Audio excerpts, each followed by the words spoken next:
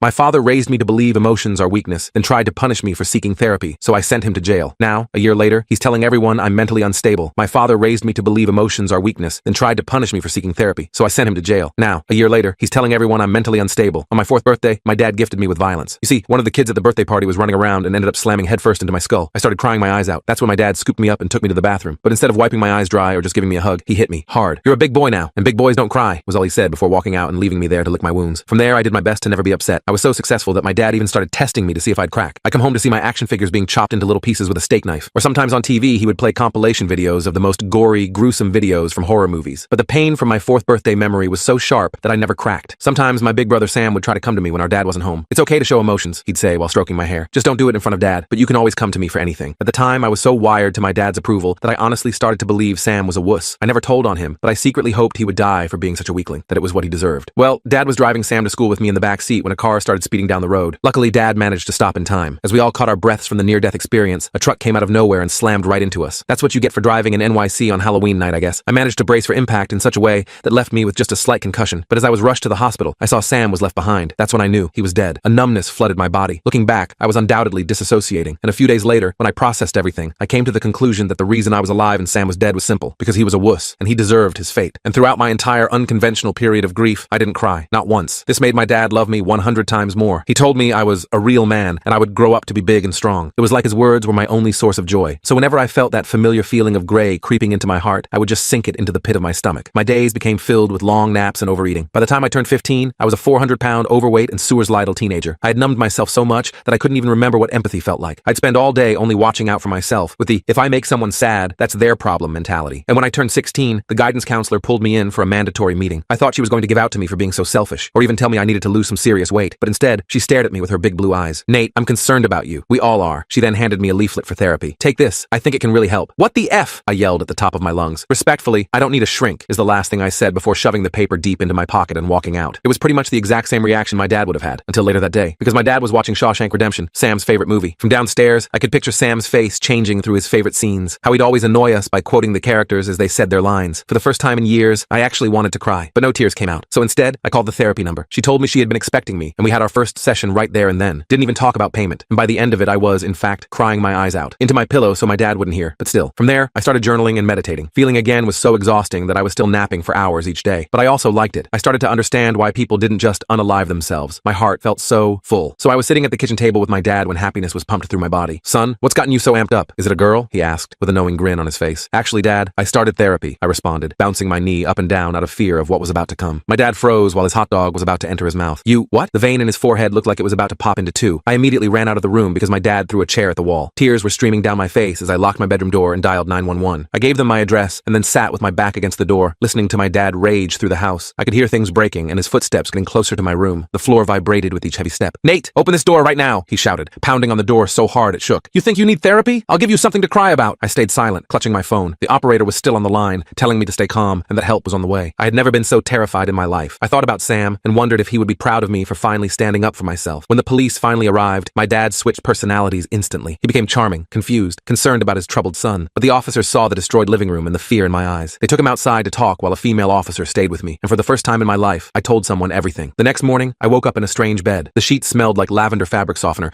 not the musty odor of my own room. For a second, I was completely disoriented. Then it all came flooding back. The therapy confession, my dad's explosion, the 911 call. I rubbed my eyes and looked around at the floral wallpaper and lace curtains. I was at my Aunt Patricia's house. After the police took my statement, they called her to come get me. She was my dad's sister, but they weren't close. I'd only seen her a few times at family gatherings where she'd hover at the edges, nursing a single glass of wine and leaving early. She lived about 30 minutes away in a small ranch house with too many ceramic figurines and a cat named Mr. Whiskers, who hated everyone. I heard a soft knock on the door. Aunt Patricia poked her head in, her thin face pinched with worry or maybe annoyance. Hard to tell. "Breakfast is ready if you want some," she said flatly. I followed her to the kitchen where a bowl of cereal and some toast waited. The silence was awkward as hell. She busied herself washing dishes that already looked clean while I ate. Mr. Whiskers glared at me from the top of the refrigerator. "Your father called this morning," she finally said, not turning around. "He wants to talk to you." I nearly choked on my Cheerios. "I don't want to talk to him," she sighed, her shoulders slumping. "Nate, I know things got heated, but he's still your father." I stared at her back, wondering whose side she was on. She must have felt my eyes because she turned around, drying her hands on a dish towel. "Boys need their fathers," she added quietly, "especially at your age." I didn't respond. What was I supposed to say? That my father had spent my entire life teaching me that emotions were weakness? That he'd thrown a chair at a wall because I mentioned therapy? I just shoved another spoonful of cereal in my mouth and stared at the table. The next few days at Aunt Patricia's were weird and tense. She gave me the spare bedroom and some old clothes of my cousins that were way too small, so I had to keep wearing the the same outfit I'd left home in. She worked during the day at an insurance office, so I was alone most of the time. I spent hours watching daytime TV and raiding her pantry when I got hungry. I texted Dr. Rivera to explain what happened. She helped me set up a virtual session for later that week. I was worried about the cost, but she said we'd figure something out. Just having that appointment on the horizon made me feel less alone. By the end of the first week, I was going stir-crazy. Aunt Patricia barely spoke to me, except to ask if I'd eaten or needed anything from the store. She never mentioned my dad again, but I could tell she was uncomfortable having me there. Her house was too small, too neat, too quiet for a teenager to suddenly invade. One night during the second week, I got up to get some water and heard Aunt Patricia on the phone in the living room. I froze in the hallway when I realized she was talking to my dad. "I know, Richard, I know," she was saying in a hushed voice. "He's just confused right now. He needs time." I pressed myself against the wall, straining to hear my dad's response, but couldn't make it out. Aunt Patricia continued, "Of course he's hurting. I understand that, but he's your son. He needs you." My stomach clenched. She was taking his side. After everything I'd told the police, after everything they must have told her, she was still buying his bullshit. "A dinner might be good," she said, "just to talk things through. I'll bring him over next weekend if he's willing." I crept back to my room, no longer thirsty. I lay awake for hours, staring at the ceiling, feeling betrayed. The next morning, Aunt Patricia announced that my dad wanted us to come over for dinner that Saturday. She tried to make it sound casual, like it was my choice, but her tone made it clear she expected me to agree. "He's making your favorite, spaghetti and meatballs," she added, as if that would seal the deal. I wanted to refuse, to tell her I was never going back to that house. But where else would I go? I had no money, no friends close enough to crash with, and no other family nearby. So I just nodded and mumbled, "Fine." The days leading up to Saturday were torture. I kept imagining what my dad would say, what he would do. Would he act like nothing happened? Would he be angry? Would he try to make me come home? I barely slept, and when I did, I had nightmares about being trapped in my house while it slowly filled with water. Saturday arrived too quickly. Aunt Patricia insisted I wear a button-up shirt she bought me, even though it was just dinner with my dad. I think she wanted to pretend we were a normal family having a normal meal. The drive to my house was silent, except for the soft classical music playing on her car radio. My dad opened the door before we even rang the bell. He was wearing an apron and had a big smile on his face like he was hosting a dinner party. The house was spotless, no sign of the destruction from the night I left. The broken chair was gone, replaced by one that didn't quite match the others. "There's my boy," he exclaimed, like I'd been away at summer camp instead of fleeing after he threatened me. He tried to hug me, but I stepped back. His smile faltered for just a second before returning. Come in.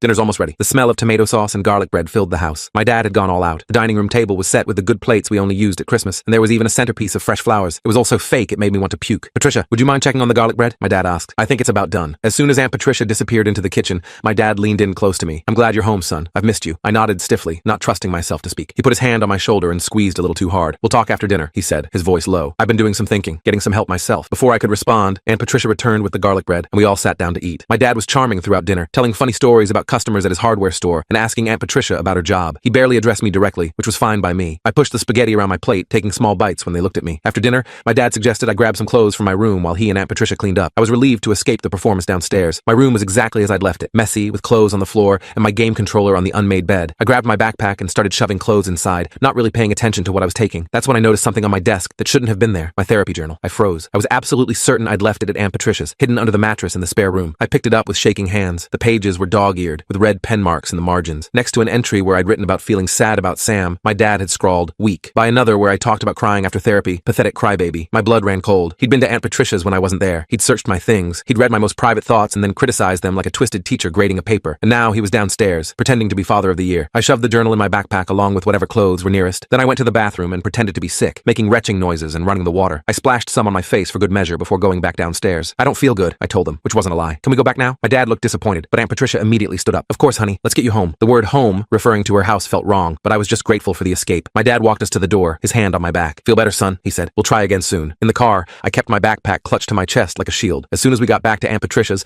I locked myself in the spare room and shoved a chair under the doorknob. I took the journal out and flipped through it again, feeling violated with each page. Then I ripped out all the pages with his handwriting, tore them into tiny pieces, and flushed them down the toilet. That night, I slept with a kitchen knife under my pillow. I didn't trust Aunt Patricia anymore. I didn't trust anyone. School the next week was a nightmare. Somehow, rumors about what happened with my dad had spread. Some were close to the truth, that I'd called the cops on my father. Others were wildly exaggerated, that I'd attacked him with a knife, that I was on substances, that I was in foster care now. I kept my head down and ignored everyone, but I could feel their stares and hear their whispers. In English class, Terry Matthews leaned over and asked if it was true that my dad was in jail. I told him to mind his own business. After class, the principal's secretary came to get me. Apparently, someone had reported that I threatened Terry. I denied it, but the principal, Mr. Anderson, gave me a stern warning anyway. "We've received some concerning reports about your behavior, Nate," he said, looking at me over his glasses. "I understand you're going through a difficult time at home, but that doesn't excuse threatening other students." I was so stunned I couldn't even defend myself. As I left his office, I overheard the secretary on the phone with someone who had concerns about Nathan Miller's violent tendencies. The voice on the other end sounded suspiciously like my dad's. Despite everything, I kept going to therapy. Dr. Rivera was the only person who seemed to actually listen to me. During one session, she gently suggested I might want to learn more about my mom. "You've never really talked about her," she pointed out. "Sometimes understanding our past can help us make sense of our present. My mom had died when I was a baby. Car accident, my dad always said. I had exactly one photo of her, holding me in the hospital right after I was born. My dad never talked about her, and I'd learned not to ask. Maybe you could talk to other family members," Dr. Rivera suggested. "Your aunt might have memories to share." I laughed bitterly. My aunt's not exactly Team Nate right now, but the idea stuck with me. The next day, while Aunt Patricia Patricia was at work, I searched her home office for family photos or anything that might tell me about my mom. In the back of her filing cabinet, I found an old photo album. Most of the pictures were from before I was born. My dad and Aunt Patricia as kids, family vacations, holidays. Then I found photos of my mom. She was pretty, with dark hair like mine, and a smile that looked a little sad, even when she was laughing. There were pictures of her and my dad when they were dating, at their wedding, and a few when she was pregnant with me. In the later photos, something seemed off. She looked thinner, more withdrawn. In one Christmas picture, she flinched away slightly as my dad put his arm around her. When Aunt Patricia got home, I confronted her with the album. "Tell me about my mom," I demanded. She looked startled, then resigned. She sat down heavily on the couch. "What do you want to know?" "Everything. What was she like? How did she die? Was my dad? Was he always like this?" Aunt Patricia stared at her hands for a long time. Finally, she looked up, her eyes wet. "Your mother was my best friend before she even met Richard. She was kind, funny, smart as a whip. She loved to paint, landscapes mostly. She was going to be an art teacher." I sat down across from her, hungry for more. And I begged her not to marry your father," she said, her voice cracking. There were signs even then, the way he needed to control everything, the way he'd get so angry over little things. But she loved him, or thought she did. She wouldn't listen. "What about the accident? How did she die?" Aunt Patricia looked away. "It was a car accident, like you've been told. She was alone in the car. It happened late at night on a straight, empty road. There were no other vehicles involved. She just drove off the road and hit a tree." The way she said it made my skin crawl. "Are you saying it wasn't an accident?" She stood up abruptly. "I'm not saying anything. It was a long time ago, Nate. Let's leave it there." But I couldn't leave it there. That night, I snuck into the attic while Aunt Patricia was watching TV. I'd seen her glance up at the attic door when we were talking about my mom, like there was something up there she didn't want me to find. The pull-down ladder creaked as I climbed up, and I froze, waiting to see if she'd heard. When no one came, I continued up into the dusty space. The attic was packed with boxes and old furniture. I used my phone flashlight to look at labels, searching for anything with my mom's name. In the far corner, I found a box marked Lisa, keep. Inside were paintings, my mom's work, I assumed, and some journals. At the bottom was a shoebox full of VHS tapes labeled with dates. I took the whole box down to my room and waited until Aunt Patricia went to bed. Then I dug out an old VHS player from her closet and hooked it up to the small TV in my room. The first tape was from before I was born, my mom and dad at some party. She looked happy, laughing at the camera. My dad kept his arm around her the whole time. The next few tapes showed their wedding, their first apartment, holidays with family. Then I found one labeled Lisa, 8 months pregnant. I popped it in and watched as the camera focused on my mom sitting at a kitchen table, her belly huge under a flowery maternity dress. She was talking about names for the baby, me. "I like Nathan for a boy," she was saying. It means gift in Hebrew. From off camera, my dad's voice. "We already decided on Richard Jr." My mom's face fell slightly. "I thought we were still discussing it. There's nothing to discuss." The camera kept rolling as my dad walked into frame. My mom visibly tensed, her hand protectively covering her stomach. She glanced at the camera, then back at my dad. "Richard, can you turn that off? I'm tired." "You're always tired lately," my dad said, his voice cold. "Maybe if you weren't so lazy." The tape cut off suddenly. I rewound it and watched again, paying closer attention to my mom's face. The fear in her eyes was unmistakable. It was the same look I'd had when my dad threw that chair. I went through more tapes, finding more moments like that one. My mom looking increasingly afraid, my dad's voice getting harder, colder. Then I found one that made my blood freeze. My mom was alone, looking directly into the camera. Her eyes were red from crying. "If you're watching this, Nate, it means I found the courage to leave," she whispered. "Or it means something happened to me. Either way, I need you to know something important." She leaned closer to the camera. "Don't trust him, not even a little. He's not the man I thought I married. He's..." The door opened off camera, and my mom's face transformed instantly into a smile. "Oh, hi, honey. I was just making a little video for the baby to watch someday." My dad's voice, suspicious. "Give me the camera, Lisa." The tape ended there. I sat in the dark, shaking. My mom hadn't died in an accident. I was sure of it now. And my dad had been abusive long before I was born. The next day at school, I couldn't focus on anything. The pieces were all falling into place. My dad's obsession with controlling emotions, the way he'd tested me, how he'd turned me against my own brother. It was all part of the same pattern that had started with my mom. After school, I was walking to the bus when Mr. Devlin, my history teacher, called me over. Mr. Devlin was a gruff, no-nonsense guy who most students were afraid of. He'd never singled me out before. "Miller, got a minute?" he asked, gesturing me into his empty classroom. I followed hesitantly, wondering if this was about my failing grade on the last test. Mr. Devlin closed the door and leaned against his desk, arms crossed. "You doing okay?" he asked bluntly. "You seem different lately." I shrugged, not sure what to say. Mr. Devlin sighed and ran a hand through his thinning hair. "Look, I'm not good at this heart-to-heart stuff, but I've noticed some changes in your behavior, and I'm concerned." "I'm fine," I mumbled, staring at the floor. Mr. Devlin was quiet for a moment. Then he reached into his desk drawer and pulled out a small notebook. He handed it to me. Inside was a note. "I grew up with a father like that too. You're not alone." I looked up, startled. Mr. Devlin's face was impassive, but his eyes were kind. "If you ever need to talk," he said simply, "or if you need help with anything at all." I nodded, unable to speak past the lump in my throat. I tucked the notebook into my pocket and left, feeling slightly less alone than before. That night, I decided to start recording my dad whenever I was forced to interact with him. I downloaded an app on my phone that would record audio even when the screen was locked. I wasn't sure what I was going to do with the recordings, but it felt good to have some kind of plan, some way to protect myself. The opportunity came sooner than I expected. The next day, my dad showed up at school during lunch period. I was sitting alone as usual when he appeared in the cafeteria doorway, scanning the room until he spotted me. He waved and started walking over. I quickly activated the recording app before he reached my table. "Surprise," he said, sitting down across from me. "I thought I'd take you out for a real lunch. These school meals are garbage." Several students were watching us curiously. I shook my head. "I can't leave school grounds." "Sure you can. I'll sign you out. I'm your father." He leaned closer, lowering his voice. "Come on, Nate. Don't make a scene. You know how that always ends." The threat was clear. I gathered my things and followed him out, keeping my phone recording in my pocket. In the car, he kept up a stream of casual conversation, asking about school and commenting on the weather. But once we were at the restaurant, a diner a few miles from school, his demeanor changed. "So," he said after the waitress took our orders, "when are you coming home?" "I'm staying at Aunt Patricia's for now," I said carefully. His jaw tightened. "That's not your home. Your home is with me." "Dad, you threw a chair at the wall. You threatened me." He waved his hand dismissively. "I lost my temper. It happens. But I'd never hurt you, Nate. You know that." I thought about the journal, about the tapes of my mom, about a lifetime of emotional manipulation. "I don't know that actually. His eyes hardened. Careful, son. That therapy nonsense is filling your head with lies. You think your aunt wants you around forever? You think anyone else cares about you like I do? The waitress brought our food, and my dad immediately switched back to charming mode, thanking her with a big smile. As soon as she left, he leaned forward again. Here's what's going to happen, he said, his voice soft but firm. You're going to stop this therapy bullshit. You're going to come home this weekend, and we're going to forget this ever happened. Understand? I stared at my burger, my appetite gone. And if I don't, his smile was cold. Then I'll have to take more drastic measures. I've already talked to the school about your violent outbursts. One more incident, and you could be expelled. Wouldn't that be a shame? I felt sick. He was setting me up, creating a narrative where I was the problem, and people were believing him. The principal, the teachers, probably even Aunt Patricia. I ate a few fries to avoid responding, my mind racing. After lunch, he dropped me back at school with a warning to think carefully about what he'd said. I went straight to the bathroom and threw up everything I'd just eaten. Then I listened to the recording. It was all there. The threats, the manipulation, everything. I saved it to the cloud so he couldn't delete it if he got hold of my phone. Over the next few days, my dad's campaign intensified. He showed up at the grocery store when Aunt Patricia and I were shopping, cornering me in the cereal aisle to whisper more threats. He left messages with classmates, asking them to tell me he was worried about me. He even called Dr. Rivera's office, claiming to be concerned about the harmful therapy I was receiving. I kept recording everything, each interaction, each accidental meeting, each threat. My phone was practically glued to my hand at this point. I had hours of my dad's voice saying things that would make anyone's skin crawl, but I still wasn't sure what to do with it all. One day after school, I was walking to the bus when I spotted my dad's truck parked across the street. I quickly ducked behind a group of seniors and took a different route. I ended up near the faculty parking lot where I saw Mr. Devlin loading papers into his car. Hey, Mr. Devlin, I called out, jogging over to him. Got a minute? He looked up, surprised. Sure, Miller. What's up? I glanced around nervously. My dad's out front. I'm trying to avoid him. Mr. Devlin nodded like this was a perfectly normal request. Need a ride somewhere? I hesitated, then nodded, if it's not too much trouble. In his car, which smelled like coffee and old books, I finally worked up the courage to ask him about the note he'd given me. How did you know? About my dad, I mean. Mr. Devlin kept his eyes on the road. Teachers notice things. Plus, I recognized the signs. My old man was cut from the same cloth. What did you do? How did you get away? He sighed. I left home at 17, lived with a buddy's family until graduation. Joined the army after that. He glanced at me. But that was 30 years ago, and I didn't have anyone in my corner. You do. He dropped me at Aunt Patricia's with his phone number and a promise to help however he could. I felt a little better knowing I had at least one adult who believed me. That night, I was alone in the house again. Aunt Patricia had some church thing, and I was sprawled on the couch watching TV when I heard a key in the lock. I assumed it was her coming home early and didn't even look up until I heard heavy footsteps that definitely weren't hers. My dad stood in the doorway, a key dangling from his fingers. Surprise, he said flatly. I scrambled up, heart pounding. How did you get in? Patricia gave me a key for emergencies. He pocketed the key and stepped further into the room. We need to talk, son. I backed away, fumbling for my phone. Aunt Patricia will be home any minute. He shook his head. No, she won't. Her church group meets until 9. We have plenty of time. The way he said it made my blood run cold. I hit record on my phone and slipped it into my pocket. I've been patient, he continued, moving closer. I've given you space. I've tried to be understanding, but this has gone on long enough. I'm not coming home, I said, trying to keep my voice steady. Yes, you are. His tone left no room for argument. I'm your father. You're a minor. You do what I say. Or what? You'll throw another chair? Hit me like you hit mom? His face darkened. You ungrateful little shat after everything I've done for you. Like what? Teaching me not to cry? Making me afraid of my own feelings? Turning me against Sam before he died? I hadn't meant to bring up Sam, but once I started, I couldn't stop. All the anger and grief I'd been suppressing came pouring out. You know what? Sam was right. He was always right. It's okay to have feelings. It's okay to cry. You're the one who's messed up, not me. My dad lunged forward so fast I barely saw him move. He grabbed my shirt and slammed me against the wall. Pictures rattled and fell. I was so shocked I couldn't even fight back. You listen to me, he hissed, his face inches from mine. You're coming home tonight. You're going to tell Patricia and everyone else that you made it all up for attention, and you're going to stop this therapy nonsense immediately. I could smell beer on his breath. His eyes were wild, unfocused. This wasn't the calculated, manipulative dad I was used to. This was something worse. No, I said, surprising myself with how calm I sounded. I'm not doing any of that. Instead, he hit me, hard, right across the face. The sting was shocking, but what surprised me more was that I didn't feel afraid anymore. Just angry. Really, really angry. That's the best you've got? I asked, tasting blood where my lip had split. Go ahead, hit me again. Show me what a real man you are. He raised his hand again, but this time I was ready. I ducked under his arm and shoved him as hard as I could. He stumbled backward, caught off guard by my resistance. I'd never fought back before. What the hell do you think you're doing? He demanded, standing up for myself. Finally, he charged at me like a bull, but I sidestepped and stuck out my foot. He tripped and crashed into the coffee table, shattering the glass top. He lay there for a moment, stunned, blood trickling from a cut on his forehead. I grabbed my phone from my pocket, making sure it was still recording. Get out, now. He stood up slowly, glass crunching under his boots. You think this changes anything? You think anyone will believe you over me? I have recordings, I said. Lots of them. You threatening me, manipulating me, and now this. I held up my phone. So yeah, I think they'll believe me. Something shifted in his eyes. Fear, maybe, or the realization that he'd lost control of the situation. He took a step toward me, then stopped, and we both heard a car door slam outside. This isn't over, he growled, heading for the door. Yes, it is, I replied. Aunt Patricia walked in just as my dad was leaving. She looked from his bloody face to the destroyed living room to my split lip. What happened? She gasped. My dad started to speak, but I cut him off. He broke in. He attacked me, and I have it all on tape. For once, my dad had nothing to say. He pushed past Aunt Patricia and disappeared into the night. She stood frozen in the doorway, keys still in her hand. I'm calling the police, I said, already dialing. This time, when the officers arrived, I had more than just my word. I had the recording of the entire attack, plus all the others I'd been collecting. I had the journal with his handwriting. I had the tapes of my mom, and most importantly, I had the truth. The police took my statement and the evidence. They went looking for my dad, but couldn't find him that night. Aunt Patricia sat with me through it all, holding an ice pack to my lip and apologizing over and over for not believing me sooner. I knew, she admitted, tears streaming down her face. Deep down,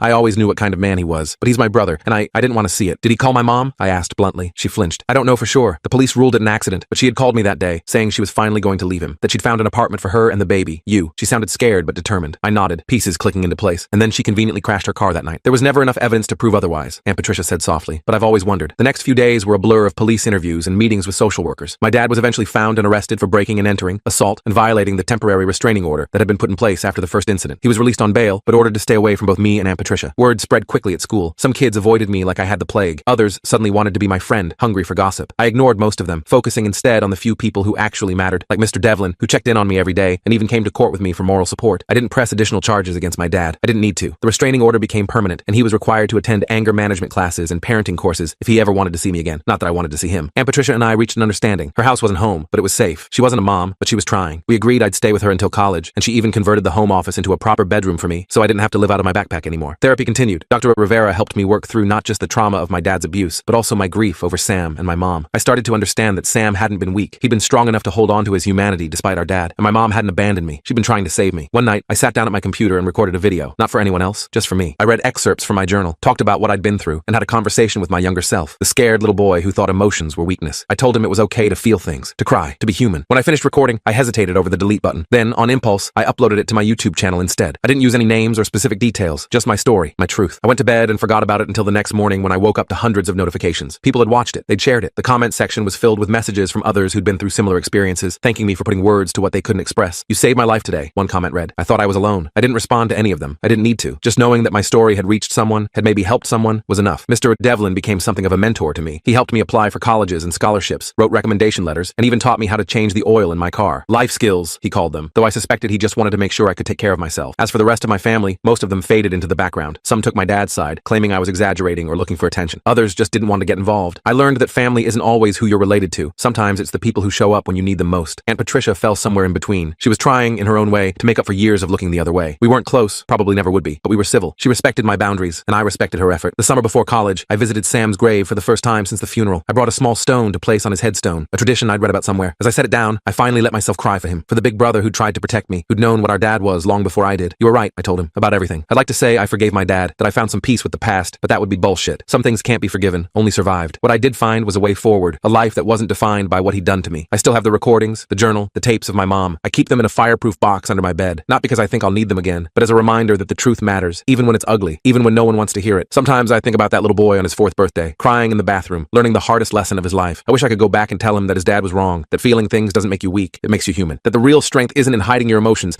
but in facing them head on. But I can't go back. I can only go forward, and that's exactly what I'm doing.